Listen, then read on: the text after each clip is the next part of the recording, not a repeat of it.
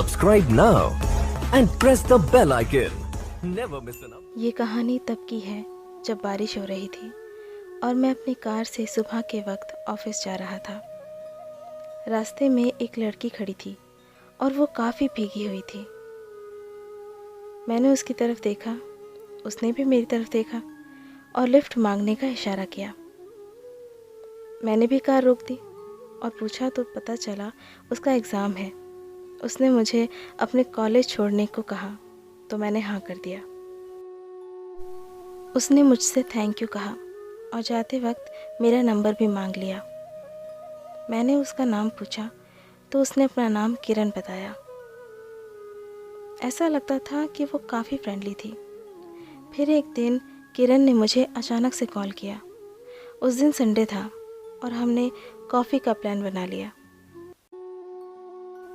शाम को हमने कॉफ़ी पी और खूब बातें की और रात को मैंने उसे उसके घर छोड़ दिया।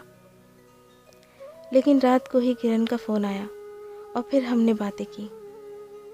बस अब हर रोज़ हम बात करते और फिर मिलने का सिलसिला चल पड़ा। मैंने उसे हमेशा आगे पढ़ने के लिए प्रेरित किया। उसकी कोचिंग की फ़ीस भी मैं ही दे देता था। मैं बस यही चाहता था कि वो अपने सारे सपने पूरे करे। मेरी अभी तक शादी नहीं हुई थी और सैलरी भी अच्छी थी, तो मैंने सोचा कि किरण की थोड़ी मदद ही हो जाएगी। अब किरण भी बेहिचक मुझसे हर चीज़ की डिमांड करने लगी। कभी उसको पैसों की ज़रूरत होती, कभी न्यू ड्रेस की, तो कभी फ़ीस की। धीरे धीरे मैं उसे चाहने लगा और उसके प्यार में इतना खो गया कि उसकी ज़रूरतें पूरा करना मुझे अपना फ़र्ज़ लगने लगा। मेरा पूरा अकाउंट खाली हो गया था। मेरा मन अब काम में भी नहीं लगता था। मेरी परफॉर्मेंस लगातार बिगड़ रही थी। एक दिन किरण का फ़ोन आया। उसने बताया कि उसका गवर्नमेंट जॉब में सिलेक्शन हो गया है। मैं बहुत खुश हुआ क्योंकि उसका सपना पूरा हो गया था। मैंने सोचा कि यही सही वक्त है। क्यों ना मैं किरण को शादी के लिए प्रपोज़ कर दूं। सही वक्त देखकर मैंने उससे शादी की बात कर दी, लेकिन किरण ने कोई बहाना बनाकर मुझे टाल दिया। फिर एक दिन उसने मुझसे कहा कि अब मैं तुमसे बात नहीं कर पाऊंगी।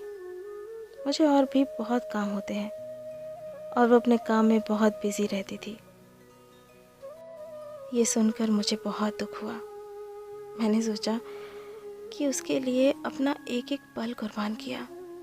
अपनी जॉब के बारे में भी नहीं सोचा और वो मुझसे ऐसे बात कर रही है। अब किरण का फ़ोन करना बहुत कम हो गया था, लेकिन मैं उसकी याद में तड़पता रहता था। मुझे उसके फ़ोन का हर पल इंतज़ार रहता था। मेरी हालत बहुत बुरी हो गई थी। कितनी बार तो वो मेरा फ़ोन तक नहीं उठाती थी। एक दिन किरण ने मुझे फ़ोन करके बताया कि उसका रिश्ता तय हो गया है। अब मैं उसको फ़ोन ना किया करूं।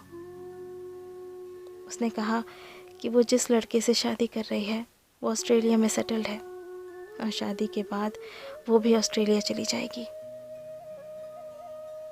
किरण के प्यार में मैं सब कुछ हार गया था। उसकी शादी हो गई और मैं कुछ ना कर सका।